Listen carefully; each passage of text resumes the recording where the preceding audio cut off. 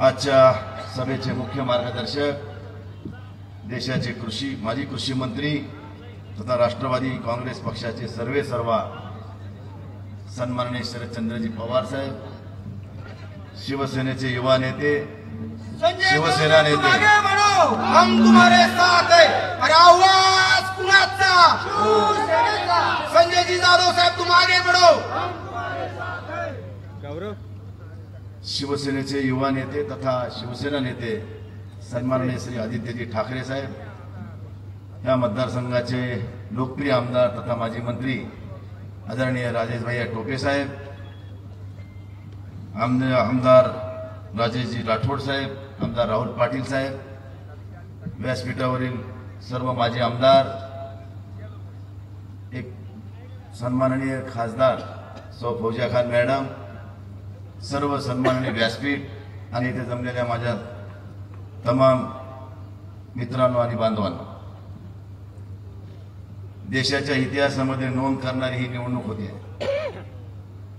आपण बघितले सगळ्या आघाड्यावर गेल्या 10 वर्षाच्या काळामध्ये जेवढे जेवढे शब्द या भारतीय जनता पार्टीने जनतेसाठी दिले, त्या एकाही वचनाची पूर्तता या भारतीय जनता पार्टीने केली नाही, हे आपल्याला या ठिकाणी मी आवर्जून सांगेन। यांनी एकच काम केलं, तोडा फोडा आणि जोडा, याच्या पलीकडे यांचा धंदाच नाही। यांचं असे तू कर वटवट मी हे रामधड, आज प्रत्येकाला बेटी धरायचं काम या सरकारने सातत्याने चालवलेलं आहे। आज आपण बघितलं असेल, शिवसेनेला 2.5 वर्ष मुख्यमंत्रीपद देण्याचा विषय आला, त्यांच्याशी कमिटमेंट करून सुद्धा त्यांनी बेईमानी केली। ज्यावेळेस महाविकास आघाडीच्या माध्यमातून उद्धवजी या राज्याचे मुख्यमंत्री झाले आणि या देशामध्ये या जगामध्ये कोरोना काळासारखी महामारी आली, ह्या कोरोनाच्या महामारीमध्ये या देशाचं उत्पन्न घटलं, राज्याचं उत्पन्न घटलं, कुठलाही पैसा सरकारजवळ नाही आणि अशा परिस्थितीमध्ये सरकार चालवणं, ह्या बिमारीचा सामना करणं हे सरकारसमोर मोठं आव्हान होतं आणि ते आव्हान पार करताना उद्धवजी साहेबांची दमछाक होत होती। अशा परिस्थितीमध्ये विरोधक त्यांच्यावर हल्ला करत होते आणि त्यांना त्रास देण्याचं सातत्यानं काम करत होते, पण कुठल्याही कामाची पर्वा न करता, कुठल्या त्रासाची पर्वा न करता उद्धव साहेबांनी कोरोना काळामध्ये जे काम केलं याची नोंद अख्ख्या देशानं नाही तर जगानं घेतली, आपल्यासाठी अभिमानाची गोष्ट। शेवटी काम करणारा माणूस हा महत्वाचा असतो। ज्या पद्धतीनं उद्धवजींनी काम केलं त्या काळामध्ये आम्हाला सगळ्या खासदार आमदारांना 1 महिन्याचं मानधन मुख्यमंत्री सहायता निधीमध्ये जमा करण्याचे आदेश देण्यात आले।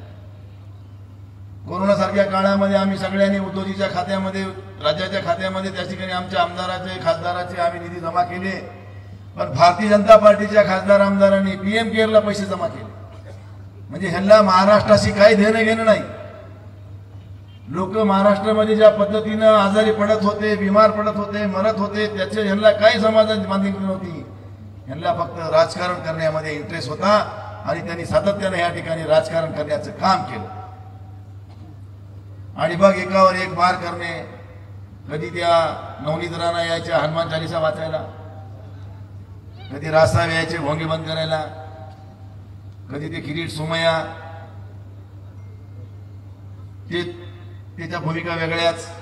आता आपण टीव्हीवर मध्ये त्याच्या भूमिका बघितल्या असत्याल, मग आता हेनी आपल्याला बोलावं का? हीच का भारतीय जनता पार्टीची संस्कृती?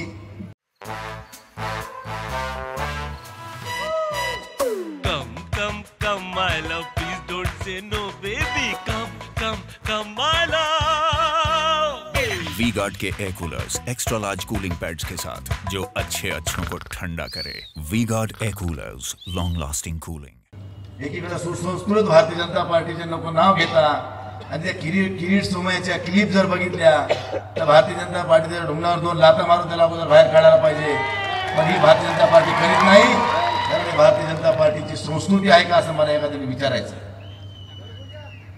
उद्धव साहेबांना सातत्यानं नामोहरम करणे, आदित्य साहेबांना टार्गेट करणे, पवार साहेबांना टार्गेट करणे, यांचा पक्ष फोडणे आणि स्वतःची पोळी भाजण्याचं काम करणे, हेच भारतीय जनता पार्टीने सातत्याने राज्यामध्ये, देशामध्ये केलं। उद्धव साहेब संपले, कोणी उठतो बोल घेवडा, उद्धव साहेब संपले, त्यांचं काही राहिलं नाही। अरे उद्धव साहेबांचं काही राहिलं नाही तर तुम्हाला दुपारचं जेवण जाईना, संध्याकाळची झोप येईना त्यांचं नाव घेतल्याशिवाय। संपलेल्या माणसाचं कोणी नाव घेते का? त्यांना माहिती आहे उद्धव ठाकरे आपला बाप म्हणून आपल्या समोर उद्या उभा टाकणार आहे आणि त्याचा सामना करते आपली गपछाप होणार आहे. हे आपल्याला उघड्या डोळ्यानं बघावं लागेल. हे भीती त्यांच्या मनामध्ये आहे.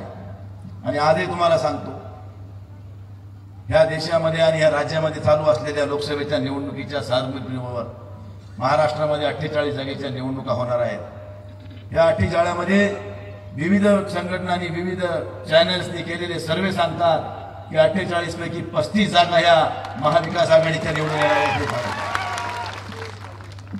मग ह्यांना हीच भीती होती. जर तुम्हाला भीती नव्हती, आपकी बार 400 पार तुम्ही जर दुसरीने म्हणता, अरे हे आपके बार 400 पार नाहीये, तुम्ही 200 पार बी होत नाही. हे वस्तुस्थिती आहे. जर 400 पार होणार असत्या तर उद्धवजीच्या पाठीमध्ये खंजीर घुसून त्यांचा पक्ष फोडायची तुम्हाला गरज नव्हती.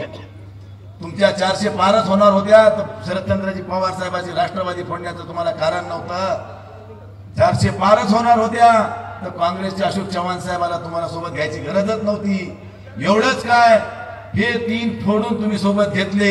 एवढ्यावर नाही थांबले तर राजसाहेबांना सुद्धा सोबत जोडण्याचं काम तुम्ही केलं. हे कशासाठी? कारण तुम्हाला कळून चुकलंय की ह्या वेळेस आपल्याला धोक्याची घंटा आहे आणि ह्याच्यातून सुधारायचं असेल तर आपल्याला हे गटकारस्थानं केल्याशिवाय आपली पोळी भाजणार नाही. हे भारतीय जनता पार्टीनं ओळखलं आणि त्यानुसार त्यांनी पावलं टाकायला सुरुवात केली. पण या महाराष्ट्रातली जनता दूधखोळी नाहीये मित्रांनो, लक्षात ठेवा. या सरकारला आणखी कळायला पाहिजे. जेवढा माझ्यासमोर एक इतिहास आहे की जब जब शिवसेना बिखरी तब तब दुगनी रफ्तार से उभरी. ही आजपर्यंतचा इतिहास आहे. म्हणून आजही सांगतो, महाराष्ट्रात पुन्हा एकदा शिवसेनेचं वाट या ठिकाणी मोठ्या जोमानं उभं राहणार आहे. एवढं आपल्याला या निमित्तानं सांगतो.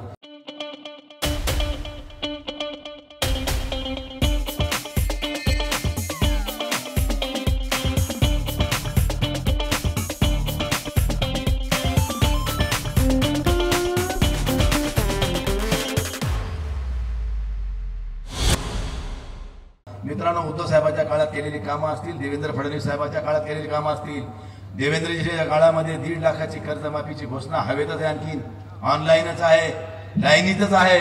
पण उद्धव साहेबांच्या काळामध्ये उद्धव साहेबांनी दिलेली 2 लाखाची कर्जमाफी सर्वसामान्य शेतकऱ्याला मिळाली. हे अभिमानानं सांगावं ठिकाणी वाटतं. एवढंच नाही तर महाराष्ट्रामध्ये सरसकट दुष्काळ दिला, सरसकट विमा दिला. त्यानंतर मात्र आजपर्यंत एकही पैसा या सरकारनं शेतकऱ्याला दिला नाही. हे शेतकरी विरोधी सरकार आहे. हे भांडवलदाराचं सरकार आहे. हे अदानी अंबानीचं सरकार आहे. मित्रांनो, यासाठी लक्षात ठेवा, येणारी 26 तारीख 26/4/2024 आपल्यासाठी या ठिकाणी सुवर्ण अक्षरात येणारा हा दिवस आहे. कारण शेवटी या महाराष्ट्रातली जनता आता पेटून उठलेली आहे. सामान्य शेतकरी असो, कर्ज कष्टकरी असो, सुशिक्षित बेरोजगार असो की नोकरदार असो, सगळ्याच्या मनामध्ये शल्य आहे की कधी निवडणूक लागती आणि आम्ही कधी यांची ठोकू. एवढ्याच लोक प्रतीक्षेत आहेत. आणि येणारी 26 तारीख आपल्याला ठोकायची आलेली आहे. मी आपल्या सगळ्याला नम्र विनंती करणार आहे की देशामधलं संविधान वाचवण्यासाठी, देशाची लोकशाही जिवंत ठेवण्यासाठी आपलं अमूल्य मत, ज्या बाबासाहेब आंबेडकरांनी तुम्हाला आम्हाला दिलेला अधिकार आहे, तो मतदानाचा अधिकार, या लोकशाहीतलं पवित्र दान कुठलं असं तर ते मतदान आहे. आणि ते मतदान आपल्याला 26 तारखेला मशालच्या चिन्हासमोरचं बटन दाबून उद्धवजींचे हात बळकट करण्यासाठी, महाविकास आघाडीचे हात बळकट करण्यासाठी आपल्याला ते दानपत्री दान करायचे. एवढंच आपल्याला विनंती करतो. पुन्हा एकदा सगळ्यांना खूप खूप शुभेच्छा देतो. आपण सगळेजण या ठिकाणी मोठ्या संख्येने आलात त्याबद्दल सगळ्यांचे आभार मानतो आणि या ठिकाणी मी थांबतो. धन्यवाद. जय हिंद, जय महाराष्ट्र.